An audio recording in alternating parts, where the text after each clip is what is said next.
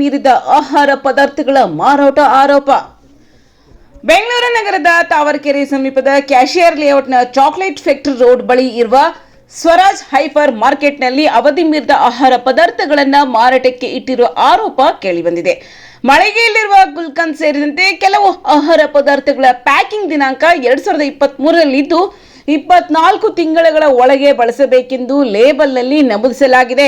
ಆದರೆ ಅವಧಿ ಮೀರಿದ ಬಳಿಕವೂ ಈ ಉತ್ಪನ್ನಗಳನ್ನು ಸೆಲ್ಫ್ನಲ್ಲಿಟ್ಟು ಮಾರಾಟಕ್ಕೆ ಇಡಲಾಗಿದೆ ಎಂಬುದು ಗ್ರಾಹಕರಿಂದ ಗಮನಕ್ಕೆ ಬಂದಿದೆ.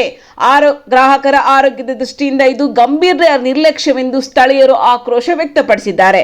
ಆಹಾರ ಸುರಕ್ಷತಾ ನಿಯಮಗಳನ್ನು ಉಲ್ಲಂಘಿಸಿರುವುದಾಗಿ ಆರೋಪಿಸಿ ಸಂಬಂಧಿಸಿದ ಅಧಿಕಾರಿಗಳು ತಕ್ಷಣ ಮಳಿಗೆ ಮೇಲೆ ದಾಳಿ ನಡೆಸಿ ಪರಿಶೀಲನೆ ನಡೆಸಬೇಕೆಂದು ಸಾರ್ವಜನಿಕರು ಆಗ್ರಹಿಸಿದ್ದಾರೆ. ಅವಧಿ ಮೀರಿದ ಆಹಾರ ಪದಾರ್ಥಗಳನ್ನು ಮಾರಾಟ ಮಾಡುವುದು ಆಹಾರ ಸುರಕ್ಷತಾ ಕಾಯ್ದೆಯ ಪ್ರಕಾರ ಶಿಕ್ಷಾರ್ಹ ಅಪರಾಧವಾಗಿದೆ. ಈ ಹಿನ್ನೆಲೆಯಲ್ಲಿ ಆಹಾರ ಮತ್ತು ನಾಗರಿಕ ಸರಬರಾಜು ಇಲಾಖೆ ಹಾಗೂ ಆಹಾರ ಸುರಕ್ಷತಾ ಅಧಿಕಾರಿಗಳು ಕ್ರಮ ಕೈಗೊಳ್ಳಬೇಕೆಂದು ಸಾರ್ವಜನಿಕರು ಒತ್ತಾಯಿಸಿದ್ದಾರೆ.